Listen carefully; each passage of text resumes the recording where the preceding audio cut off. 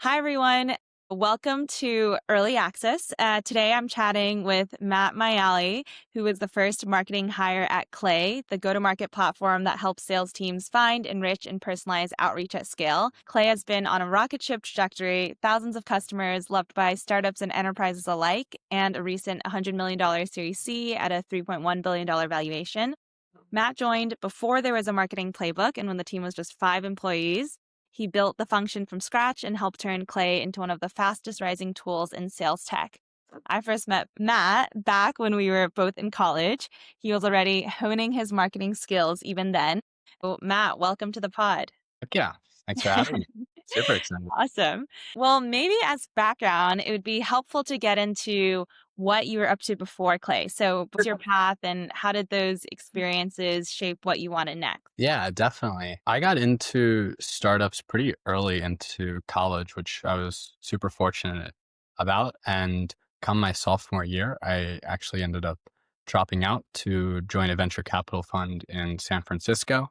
I did that for about a year and got another really cool opportunity to join a marketing agency and have a mentor of one of the smartest marketers I've ever met, which just really opened my eyes to the whole field of marketing, growth marketing strategy, go to market. Through that, it made me excited to want to jump into an operational role at a startup, which ended up leading me to Clay. Awesome. And so when you were deciding between roles, like walk us through that process. How did you first hear about Clay? And then how did you evaluate it and decide whether or not to join? Especially because there were only 5 people. So there weren't that many sort of external metrics of success just yet. Yeah. It was a tough decision early on. Discovered the tool from one of my roommates super early on. I saw one of the very early iterations of Clay. And I just became obsessed with the concept. As someone who is using Zapier and a lot of low code tools, it just made so much sense to me. And when I finally got early access to the product, I just became obsessed and started DMing their team a ton of feedback. And they were super responsive to it. And I could just tell the energy of the company was really good. So like most seed stage startups, it's really tough to quantitatively make decisions, but I just had a strong feeling based on the tool and how responsive the team was. And also just the personality that led through their early branding. It's really like evoked excitement in me and really showed that the team had a lot of personality and was doing something interesting. Yeah, awesome. And after they gave you an offer, any tactics for any founders listening on what they did well to close you? Hmm. That's a good question. I mean, I think what worked really well was we did an in-person engagement and I basically just started working there. I think it's one of those tactics of help people build comfortability with working with the team rather than trying to make it more of like poach or like an aggressive like start and stop. And so that's something that Clay did really well in the early days for even people that I hired onto my team Hmm. is we had a beautiful little office in Williamsburg that everyone wanted to visit. We had comfy couches. It was just a great environment to co-work, and it was a great opportunity to just invite people to come and hang out in our office. It worked really well. Yeah, sounds like it was a really natural process. So that's awesome. And then now jumping into once you're at Clay. So, first week on the job, what was literally on your to do list? How did you decide how to fill that first week, given there probably wasn't a ton of structure or specific guidance? Yeah, I mean, I think that's what excited me most about the company. It just felt like such a golden opportunity that the tool was so unbelievably incredible with little to no marketing to support it in the early days. And what my role was at the growth agency before this was literally working with seed stage startups to go from 0 to 1 on marketing, everything from building out your email communication flows, what a product or a sales led pipeline can look like, messaging on your website, and starting to build organic channels. So for me, it actually was just more of a playbook of running exactly what I was doing and just Hmm. figuring out what that foundation of Clay's growth should be and exploring a few different channels as to what made sense there. Yeah. Maybe we can take one of the channels as an example. What was one of the channels that you worked on in that first month, and what did that process look like? Yeah, I think the most meaningful project was actually just setting up a flywheel for the growth and essentially creating a product-led motion out of that. The biggest first step was actually just getting users towards conversion because that was the biggest bottleneck and where there was a huge drop off. Because if you can't get users to convert, they're not going to share your product. Mm, So that was step one, just simply building out the product-led sign-up flow list and the sign up flow would look like. There actually was a bit of a setup process and a huge learning curve to learning the tool. Even today, it's Clay's greatest strength and sometimes weakness that the tool does have a bit of a learning gap. And how could we engage with users to get over that and get to their aha moments? yeah. Double clicking on that piece of getting to conversion. I'm sure there were multiple user personas that you could focus on. And so early on, who was the first customer you obsessed over? And then maybe we can kind of walk through the flywheel with that ICP in mind. It was a very horizontal product at the beginning. If you see the evolution of how Clay started, it was essentially a means of aggregating a bunch of different APIs together. And then we just started building up relationships with API providers, which ended up being a lot of data providers. And so a lot of our initial use cases were around marketing and sales. Essentially, we were building what would be a sandbox for product teams, engineering teams, marketing and sales teams to connect different toolings into one place. So we actually built out specific messaging for each of these different ICPs that we were talking to and got led down the same funnel. So essentially, it was creating a waitlist, being able to use our own product to identify which category we'd put users in, and then change the messaging and the product flow that users went down to identify which groups would have the best conversion and which we wanted to take a bigger bet on. We were getting validation in a bunch of different sources. And there was a realistic opportunity that Clay was going to turn more into a marketing tool. But we just started gravitating more and more toward sales use cases. And we decided that made sense as our foundational use case that we really wanted to lean into and verticalize before expanding out to go to market in general. As you focused on that vertical, what was a experiment that you tried on the growth side that worked really well or maybe even better than you initially expected?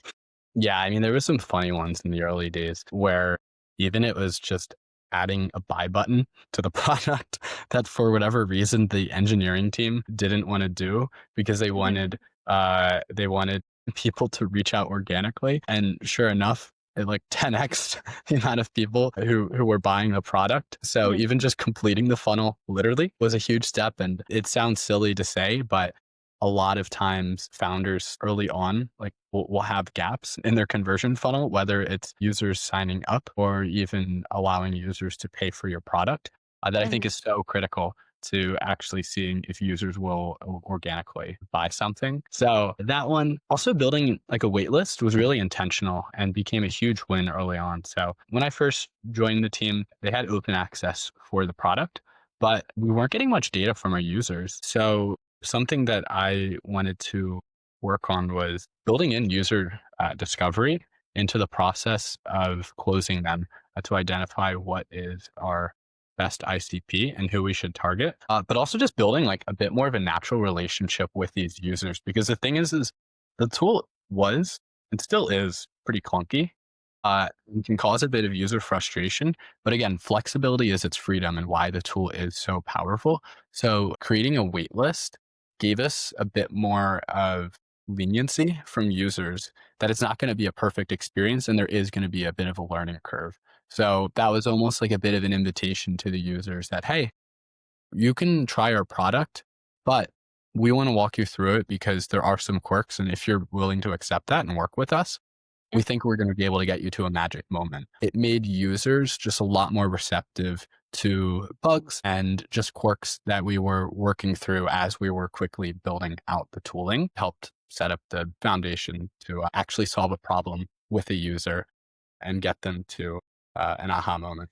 Yeah, that's super interesting. And I know Clay serves both startups and enterprises. I'm curious how you thought about telling the Clay story or thinking about the product messaging for startups versus for enterprise customers. Totally. For both, it was and it still is a like really special paradox of what we're able to provide on both ends. For startups, the pitch is that we're providing you access to data that no startup would ever have access to normally. Contracts with some of these large data providers are in the hundreds of thousands of dollars, and they won't even allow smaller players to get access to. We were disrupting the space by democratizing access, allowing you to pay a la carte, which was giving access to data you never would be able to get before. And for enterprises, it was actually that we're giving you a sandbox to actually play and build as if you are a startup,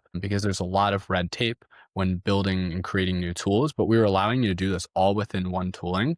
So if you were able to get over the hurdle of signing Clay and getting your team to approve that, you had an open sandbox of access to hundreds of different integrations that you can pull in and built-in data to essentially prototype, build, and run experiments at scale very quickly. Awesome. Maybe stepping back a bit, how did you think about setting goals and defining your role when no one else had really done it yet? And there's 10 plus different directions you could go at any point in time. So, how did you personally go about setting goals or defining the role? No, totally. I think defining the role. I mean, that's I think what I thrive best in is ambiguity, and I think anyone who's just attracted to startups, that's what's most fun. And I really think it was how could we bring marketing to be a core part of the product experience. So that's why almost all of the marketing that I did was product marketing, was building around the user experience of using the product. I think the pitfall that a lot of founders or early marketers can run into is thinking, oh, we're going to go from step A of acquire users. And then we're going to take all of these users and convince them to use our product. And then we're going to get them to sign up and then we're going to get them to pay. But it doesn't necessarily work out that way, where just because you're getting users in top of funnel doesn't mean that it's the right timing, that they want to solve the same problem that you have, and that you have the right solution as to what they're looking for. So it was trying to actually build authentically around the users. And I like to say that's just through bottoms up marketing. It's essentially starting with like your core users, who's using the product, and building up from there. So we had a really strong focus in the beginning on just our core users. Who's using the product? How do you find us? Why are you using us? It's a bit difficult of a product to use. What made you want to get over that learning curve? And through that, we were able to just get a ton of learning as to what's the messaging and what excited these different cohorts. What do our campaign funnels look like when someone joins our waitlist, and altering that message to get them to that same aha moments that our super users say when they use our product. And then from there, use that to impact the messaging that's on our website to help create that story, the jobs to be done, the pain points and the pictures. And then from there, you can get into acquisition. But it's really about starting and building around your product to be able to go from your product all the way up to acquisition rather than the other way around. Hmm. And then you can complete the funnel. By then, people are super users. Is how can you incentivize them to talk about your product and share it to complete that loop? Yeah, that's super cool. I like the phrase that you used bottoms up marketing and it kind of flips the traditional framing upside down. So that's an interesting shift. On the piece of referrals, what were some of the tactics that you explored to drive referrals? Totally. One of the unique things about Clay that led itself so well to viral growth is just that the product is genuinely fun to use. A lot of our users just got so much like excitement on our early calls and were just like shocked at the capabilities that we were bringing to a simple spreadsheet interface that made the work almost feel like playing. So something we noticed early on was that outbound agencies like pitching our tool online because it was educational resources that genuinely helped inform their users. So we weren't opinionated as to this is how you do outbound. This is what scaling your go to market looks like. We're more so giving you the resources to explore that on your own. And people would come up with really creative, interesting ideas off of that. And a bit of our role was facilitating that for our power users. So they had the resources to share and talk about Clay in a way that authentically aligned with our messaging. And also just incentivize them, whether it was getting commissions from referrals or also just getting reposted within our community so then they can get more clients on their own. Yeah, that makes a lot of sense. Even now, I still see influencers posting about Mhm. clay. So it seems like that motion has continued. As folks think about kind of resource allocation, there's always so many different places that they can spend marketing dollars. I'm sure this depends on the stage of the company, but what's an area where you wish you spent less marketing dollars on? And then conversely, what's one channel or area you wish you'd spent more marketing dollars on? Totally.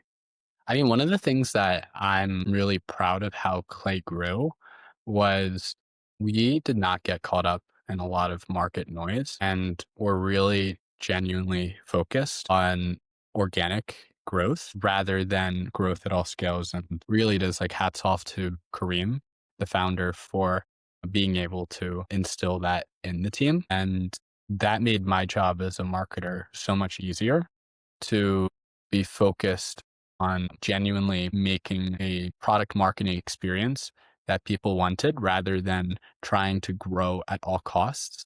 So I am very hesitant to recommend that startups explore paid ads. For the most part, it just doesn't really make sense. Granted, it's always contextual, and there are cases where it definitely does, but within the majority of the B2B space, it's focusing on how can users find you organically and investing in what I like to call our compounding channels. There's going to be non-compounding channels like paid ads or virality. I think people over index on PR and certain instances that can see huge spikes. But then it just brings you back to the same baseline after that. Whereas if you can start investing in compounding channels, things that compound and grow over time, like organic SEO, affiliate programs, your content marketing, your socials, it goes a much further way when you can start to see long term results in that. Mhm. And that's why a lot of startups get dissuaded by that because it doesn't show results early on. And it takes a lot of discipline within teams to continue working on compounding channels that haven't reached any type of hockey stick type growth. And a bit of my advice on that is just build authentic, genuine content for your existing users and use their feedback as your guiding metric to start because Mhm. it's likely that you're not going to get the engagement or virality that you want. But if you're able to look at your content and genuinely think that this is helpful for users rather than doing it for the intent of trying to get more users, it will naturally find its audience, or you'll be able to get more information and figure out how you pivot. Mhm. A lot of what we identified uh, again, similar to the vein of product marketing, was how could we just support our users? And a lot of that was through community initiatives, engaging with our users early on, and having the resources to equip them at scale and to essentially move from working very one on one intimately with each of our customers and super users to creating a scalable system where we have the resources for people to discover, reach aha moments, and become a super user and want to share and talk about Clay on their own.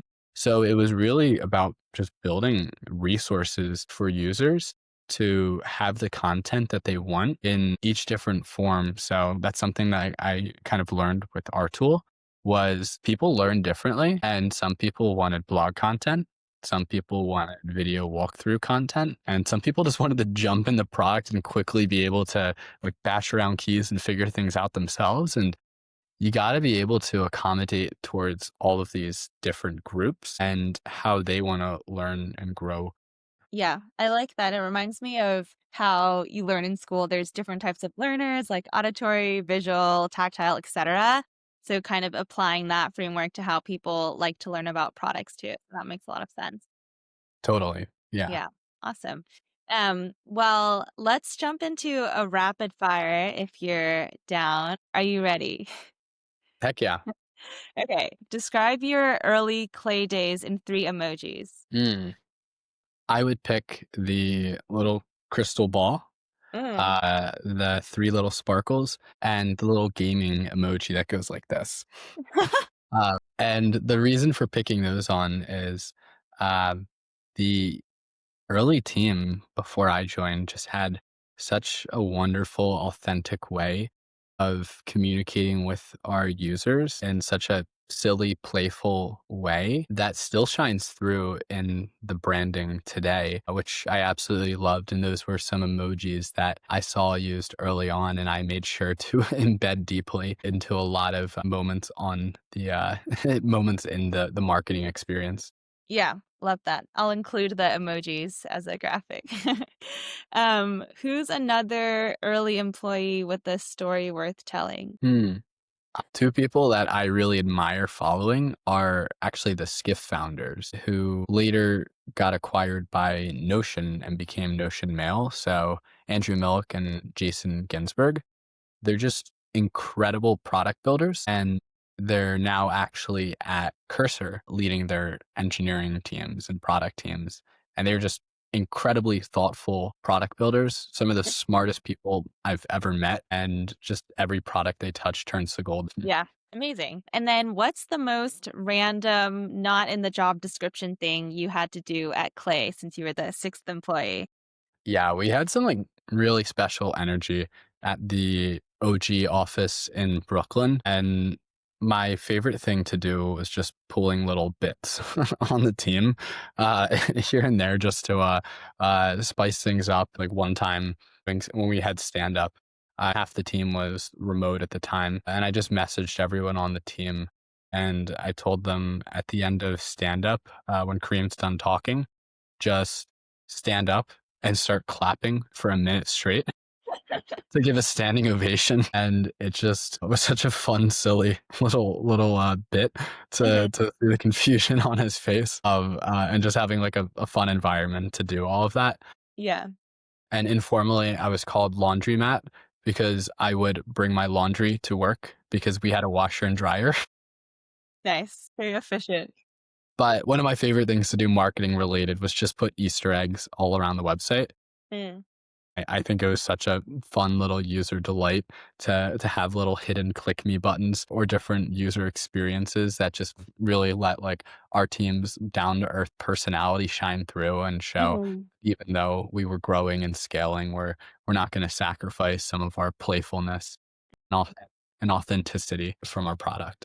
Yeah, I love that. Very Taylor Swift of you. And then what's a common misconception about startup marketing that your experience disproved? Grow at all costs. I really think that if you build an authentically valuable product, growth will follow. Granted, that's not the luxury that every startup has, but the more you can focus on genuinely building value rather than focusing on short term growth, the longer and bigger scale of exponential growth you will have. One of the things that would always happen at my marketing agency would be startups would come to us at the series A, series B and say, "Hey, we've exhausted a lot of these channels of just their personal networks, PR, paid ads, and I think we need to start on organic social." And it's like, yeah, like that's something you need to do in the early days is do some of the hard work and let that grow and compound over time. And what's one piece of advice you'd give to founders hiring their first marketing person? How do they find their match? Wow, I love this question. I think it's trying to find people who have discipline and don't think they have the right answers and approach every company as if it's a completely new problem to solve. Because again, I don't know how to do marketing at every specific company or any specific company. It's more of a ability to problem solve within context and see what works, see what doesn't work, and be able to quickly iterate similar to how you would on engineering sprints. And then after Clay, I know you spent 6 months traveling. What was the favorite place you traveled to, and or highlight from that experience? Everywhere.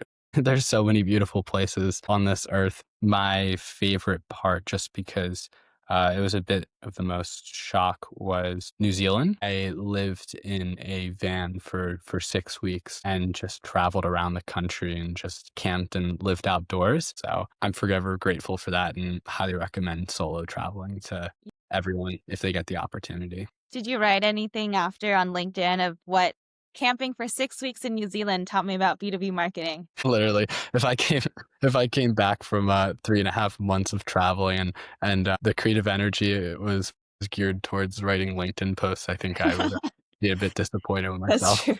Yeah, amazing. And before we wrap, I know you've been working on some new things since Clay. Can you share a little bit about what you're working on these days? Totally. I've been working a bit more deeply on some impact projects that I'm pretty excited about. But at the same time, I started my own creative studio, and that quickly fell through when I became obsessed with one of my clients' tools and got an opportunity to join them as CEO. I've been leading a bootstrapped company, a team of a few engineers and designers, and it's just been an incredible opportunity to just practice the marketing I love. So that's what I'm up to. I Yeah. recommend checking it out if anyone's interested. I'll include the link in the show notes. And where can listeners follow you or keep up with what you're working on? Totally. I'm a bit of a critter online, admittedly, but my Twitter handle is at Maiale, and I sometimes publicly publish my writing to my Substack if you're curious to follow along. Nice. I did read a few of the pieces. Do you recommend? Yeah. Awesome. Oh, happy to hear. Well, thank you so much for being on the pod, Matt. This was so much fun. Thank you so much, Sarah. All right. Huge thanks again to Matt for taking us behind the scenes of Clay's early days and for sharing what it really takes to build a marketing engine from zero to thousands of customers. If you enjoyed this episode, feel free to hit follow or share with a friend, and stay tuned for the next episode of Early Access.